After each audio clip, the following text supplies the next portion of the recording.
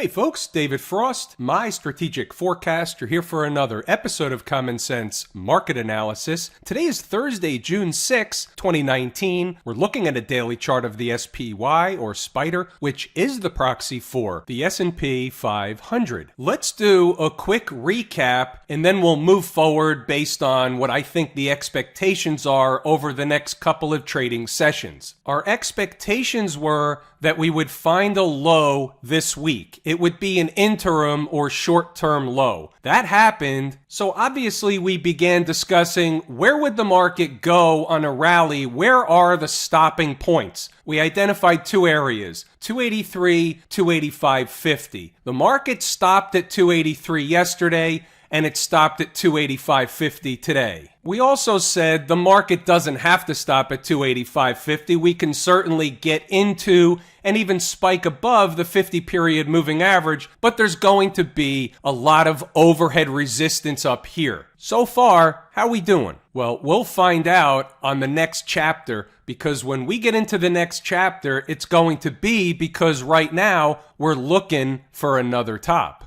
So remember, we were looking for a top up here. We were looking for a while. It came in over here finally, but we were looking for a while. The market was creeping up, but there was going to be a top in here. Okay, then we were looking for a short-term bottom this week. Came to one of two numbers, 274 and change, or all the way down at 270 and a half. They selected the upper number. They took off. Here we are at the objective already on the upside for where this rally should stop based on overhead resistance. Where did we stop today? We stopped at the gap. That's it. Nothing more, nothing less. We talked about this before we got there. Now we got there. It was a gap. It's a natural attraction, like a magnet. The gap was magnetic to price. Not always the case, but a lot of times that's the case. Again, it can spike through, they can get up into and above the 50-period moving average. You have to have an awareness from a big picture perspective what's going on,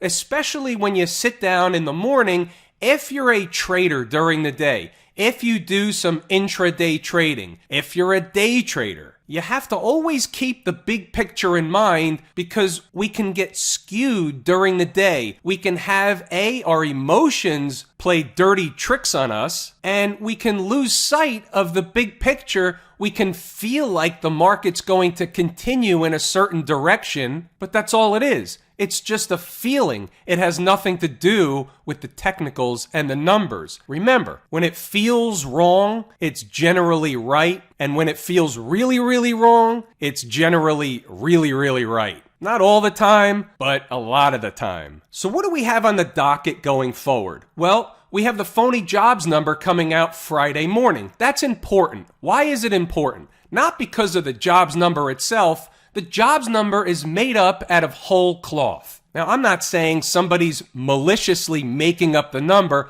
I'm just saying they have no idea what the number really is, so they use some kind of a formula that between you, me, and the lamppost has a margin of error of like 100 and some odd thousand jobs. So whatever the number is, it could be 180 degrees in the other direction. Bottom line, they have no idea. But we don't care because the market, meaning the market participants, are waiting for that number with bated breath. The market is going to move based on, or what seemingly is based on, that number. Now, let's throw this out there for good measure. Let's say tomorrow morning, Friday, this is a total hypothetical, but let's just say this happens. Let's say the market spikes up early into and through the 50-period moving average, and a couple of days later, all of a sudden we find the market has traded significantly lower than that 50-period moving average. Now, significant doesn't have to be 100 S&P points, but it could be 25 or 30. Won't the media blame the decline, at least initially, if it happens initially, on the phony jobs number?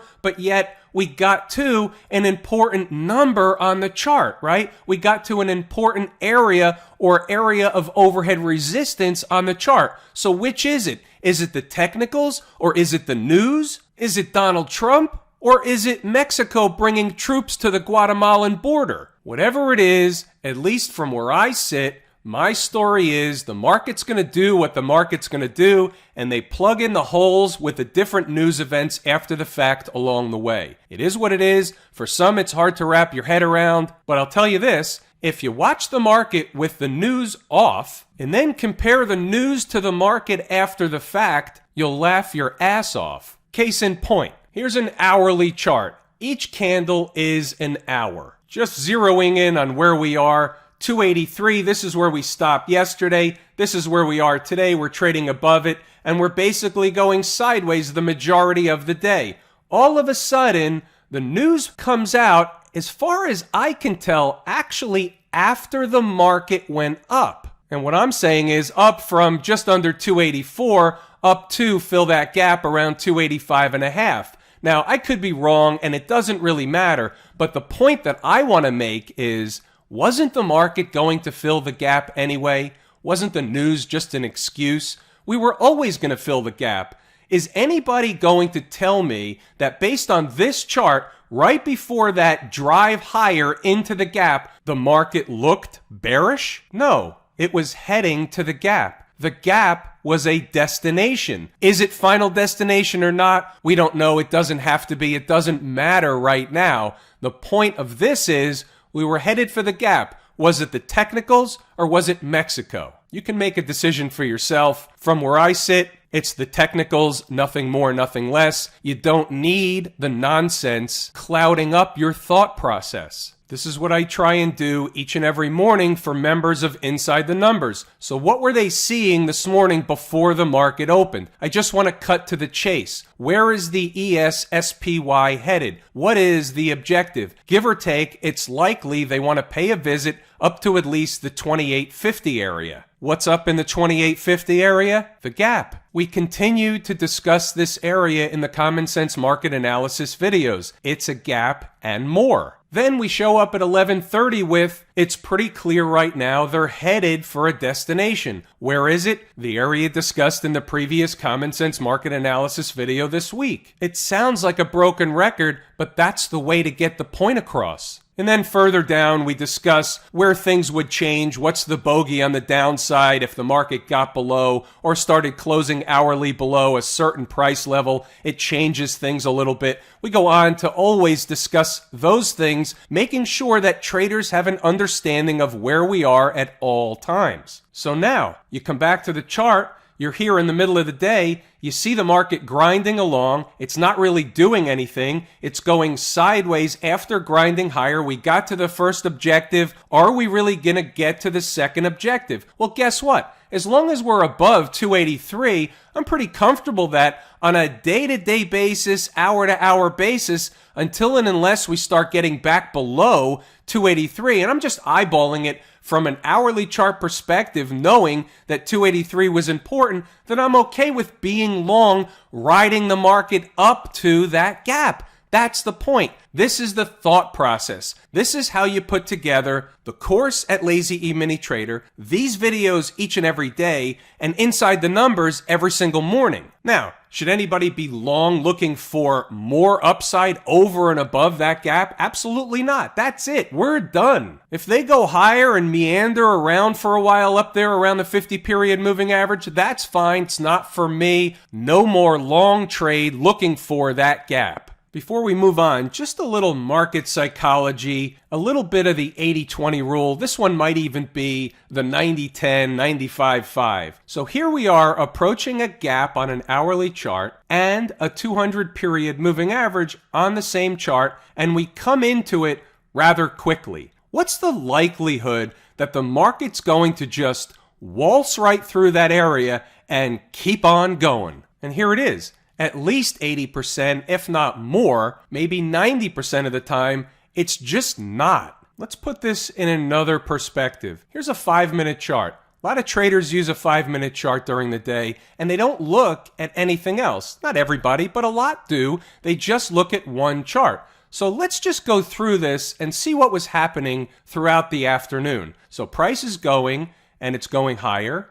And it keeps on going, and it's going higher. And what would make you think, just looking at this chart, that price is all of a sudden going to hit some kind of resistance and come down. You don't have anything else on the chart. You're not looking at another chart. You have no idea what the bigger picture is, and this is what you see. And you try and hop on board, not you, but a lot of traders out there try and hop on board because they don't want to miss the train. The train is leaving the station. They're running after it. They think they can hop on board. They're running really fast, and here's what happens. Boom. They hop on board, and the train stops, and they catch one in the face. They're watching CNBC. They're watching price. They're listening to whatever they're listening to get more bullish and more bullish and more bullish. And this is an intraday situation. This is not the bigger picture. This is the small picture. This is small ball. You don't want to play small ball. The big money is not found in small ball. The big money is found in the big leagues when you know what you're looking at from a big term perspective. And I'm not saying the hourly chart is the big time or big long-term perspective.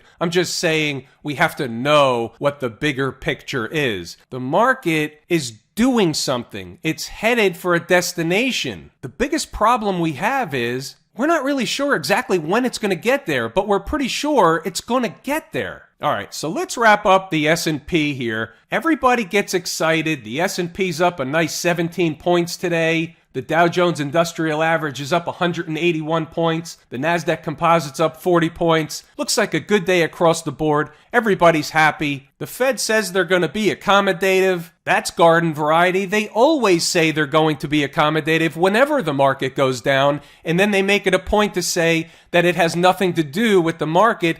It's based on economic data points. It just happens to always coincide with, as a coincidence, the market going down. So then we come over and we take a look in Camp IWM, and we want to know what's going on over here. As happy as everybody was in the S&P, Dow, and Nasdaq camp, over there in IWM camp, not so much. We were down 0.5% today. Did anybody pay attention to that? Inside the Numbers members did. We flagged it early on. If it's leading to the upside, it's one thing. If it's lagging, it supports the bigger campaign, the bigger picture. It supports the theory that we're in the middle of a counter-trend rally inside of a downtrend. Anything change from day to day in terms of the IWM? Absolutely not. They may try and drive it higher into at least the 100 period moving average, maybe above the 20, which is dragging down above price. However, this is certainly not a bastion of bullishness. Might as well take a look at the VIX tonight. It's interesting. The market was up, meaning the S&P, Dow, and Nasdaq Composite, and the VIX was only down 16 cents, 1% today, into the 100 period moving average. Now, could it go down farther? Would I be willing buyer under 15 into the 14s? And I think yes. We haven't gotten there yet. But if we get some kind of a spike higher in the stock market, you're likely to see the VIX drop, and that could certainly happen after the phony jobs number. We talked about one typical equation that could happen after the phony jobs number on Friday morning, but there's other scenarios. The other scenario is they send the market higher, get everybody more bullish, and then they wait till next week to drop the hammer again. Closing daily below both those moving averages in the VIX, more than just one day. One day could be an anomaly, but if we begin closing day after day after day below those moving averages, below 15, that could change the picture. Something else would likely be going on at the time that we've already discussed. I'm just giving you my perspective since we're looking at the VIX chart. In concert with Camp IWM, we take a stop down at the transportation department and we see something very similar.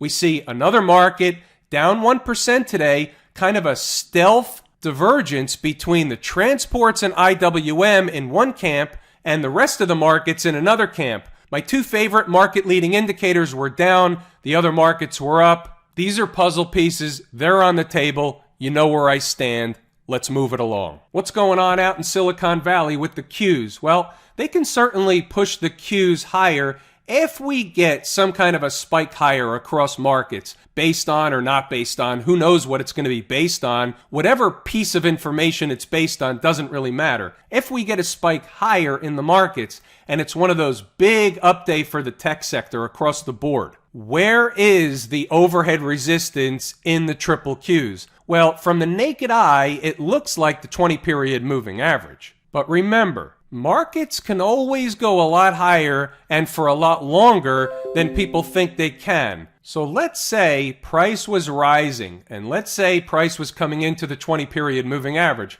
From a daily chart perspective, that would generally look like resistance. You also have some pivot highs up here. So let's say price started getting above that. That would look like it's breaking out over and above the last breakdown area. But right above is a gap. So if it looks like we're breaking out, you may or may not want to be fooled. You may or may not want to be trick, trap, fooled, and frustrated. Just saying, they could be going for the gap if they're real bullish. You got to know both sides. That's the bullish case. That's the bullish story for the Qs. The XLF. So it was up 8 cents, 1/3 of 1%. It's not giving us any information one way or the other as it relates to or as it's compared to the rest of the markets. However, it's still a puzzle piece, it's still on the table, and it's still a bit of a head scratcher. It's an outlier, but at the same time, the entire financial sector is a pretty big component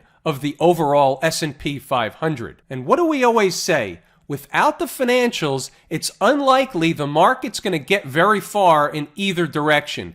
Are we likely to see a market collapse with the financials strong? No, it's not likely. 1-day event, 2 days event, that's okay. But a sustainable event, unlikely to happen. On the flip side, if the market's going to take off and have another rally leg higher across the board, you will need participation from the financials. The SMH. Any new information here from the SMH? Not really. They just had an up day, up a little bit more than 1%.